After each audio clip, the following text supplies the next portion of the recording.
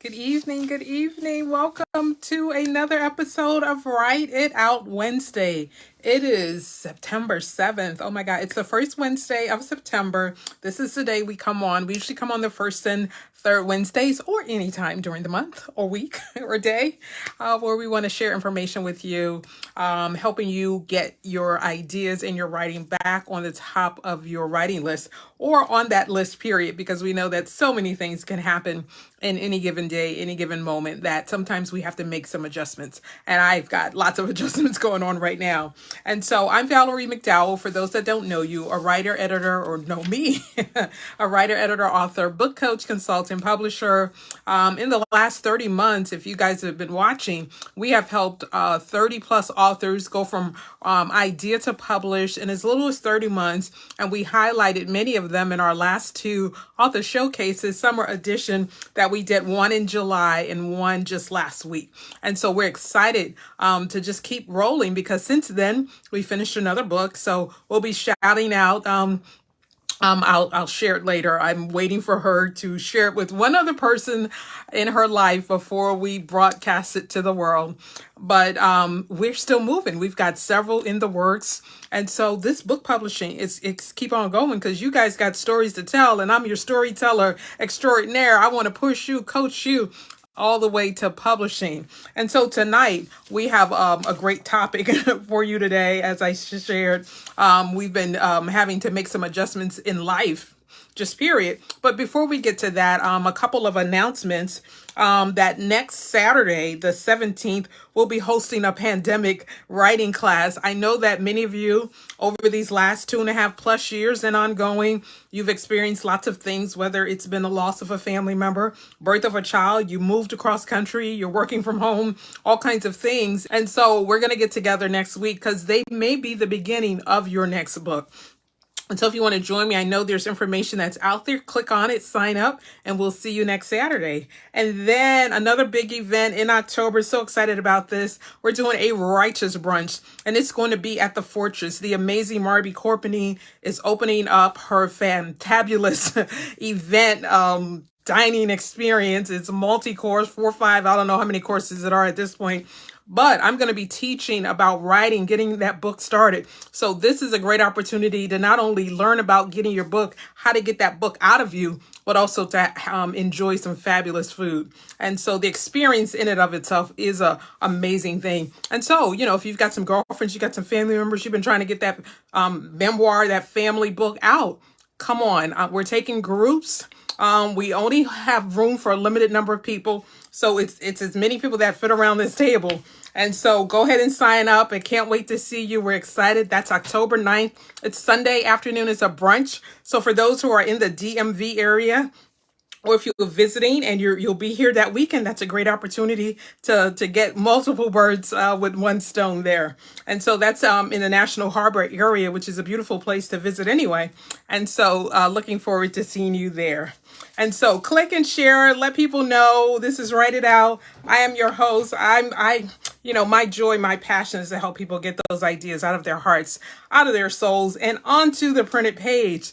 And we've been doing this for quite a while now, that our bookshelves are filling up with all of our authors' books.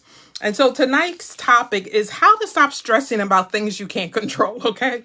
And whether it's just my lesson or it's a lesson for all of us. But sometimes, particularly for those women who watch, that trying to kind of control things that are out of your control seems to be part of what we do.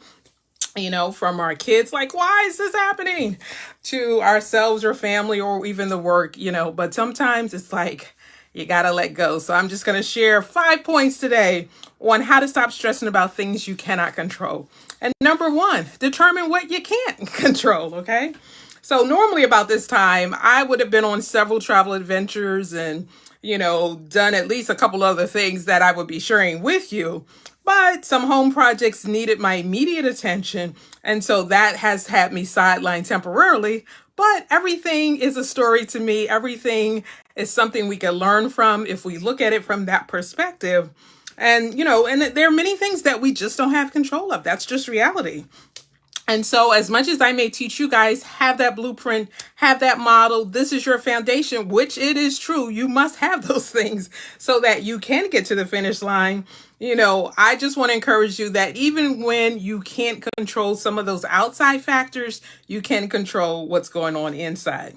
So one of the things I had to do with the situation in my house was I had to resolve, my solution of determining what I can't control is I can't control these other people. Their arrival time, departure, all those kinds of things, what time they're going to get here, what time they're going to leave. It's like, in terms of letting them in, yes, but in terms of what gets done or how things need to happen. And I think that part of it is just more the communication, but also part of it is just like in my mind, I have this idea, my blueprint of what it is I want to happen by a certain time. And they have one as well. And so part of that is coming together for one goal, but also allowing them the freedom to do things in the way that they know how to do it in their professional manner. Because, I've hired professionals to take care of a project, and I really do need to let them do their job. And so it's the same for you, that sometimes, when you give parts of your project over to professionals, you have to allow them the freedom to handle what needs to be handled that you don't know how to do. It's like you got to trust those people that you hire, trust those people that you put your project into their hands. Even, when you guys give me your books, you're trusting me with the editing, you're trusting me with layout, cover design, you're trusting me to get it published, and we get it done. That's what we do, and it's like, and you have that confidence that when you do that will actually get done. And so in the same way, in our personal lives, in any other aspect of our lives, when we go to the doctors, when we send our kids to school, we're trusting those professionals to provide them with education, with a medical diagnosis or a routine exam or whatever it is. We're putting our trust in those people. And so, with some things, it's not in your control. You don't have the medical knowledge. You don't have the certificate for teaching. Allow those people to do what they need to do. All right. That's number one. Number two, identify your fears. And I was like, that really came to me because I had to think about it. Like, well, sometimes we're stressing because there's some inherent fear going on, that there's some fear underlying why you're stressed. And the fear is that something won't get done by a certain time. That was the thing that was bothering me, that I'm like, I got some things happening. I need this. You said you were going to do this. What can I do? And it's like, again, things that are out of your control, I can't control. Like once the time is gone, it's gone and can't get it back. So because things got started 2 days later than it was scheduled, that throws a lot of other things that are also down the line off. And, you start thinking like, oh my God, oh my God, oh my God. But it's like, what's the worst that can happen? It's delayed, but to all my writers out there, it's like, I don't want you to feel bad when you have not been able to finish your project, at least in the timeline that you set, because sometimes you don't know how long it's going to take because you think, oh my God, my friend just finished a book. I'm gonna write a book. You don't know all that your friend went through finishing that book. You don't know the help they had or did not have in getting that book done. And so sometimes you need, again, going back to that professional, you need someone like me, your book coach, to kind of review what you do have and see, what kind of work needs to be done, what kind of editing, is this a good story? Can we follow along with it? And so identifying the fear of what is the hindrance in you moving forward. The thing is, I've had many people who've come to me to get their books done, who it's been 10, 15, 20 years, one, over 40, but the thing is, it was like, what was the fear? What was the thing holding you back? And sometimes, it's just life. There are things that sometimes you don't choose it, it chooses you, and you do have to deal with it. And so I say, handle what needs to be handled in that moment, but come back to the project, because the thing is, if it's supposed to be done by you, it's not going to let you go. It's going to be tapping, knocking, waking you up. It's going to be another idea, another part to it, and it's going to get done. And so, even if it takes a little bit longer than you plan, it'll get done. So how you think about that is what's going to make all the difference in the world. And then number three, concentrate on the impact, all right? Concentrate more on the impact. When something is out of your control, but it's a good thing you're doing, what's the impact it's going to make? Okay, what's the impact? I know that when I used to do drama for my church, I was the director and I was the principal writer for many years. And a lot of times the rehearsals just were like, are we going to be ready? But time and time again, I did that for 20 years. So I know we had impact. Like to this day, there are people who call me Madam Director because of the impact I made as a director, I made as a writer, and I made as the leader of this group and the work that we did. And what about you? There are things that you have influence and impact on. And, and even though sometimes things get out of your control, because in that instance, for example, I don't have control over people learning their lines. It's like, here's the script, learn your lines. This is the deadline. You know what to do. We rehearse every week. It's the same with other things. It's like if I give you a outline for your book, or you create your outline, you know how much time you have to get it done. Normally, we have a contract, or there's a timeline, or you have this amount of time, in the portal. And so, like, oh my God, oh my God, oh my God. And even recently, I had a deadline of the 29th. And it's like, I made it. It was a lot of other things going on because another project had happened just before that deadline, a couple weeks before that. So, that shifted my attention for a minute, but I still got it done. It was 1:00 in the morning and it was due at 9, but sister girl got it done.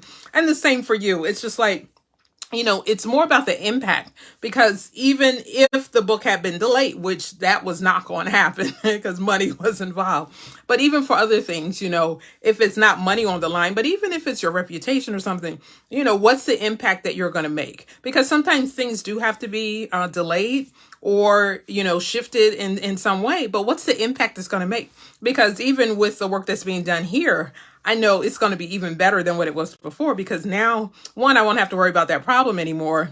And two, it's going to be like, for even in the future, it's going to have a bigger payoff and a bigger impact later. So I'm excited about that. So that's number 3.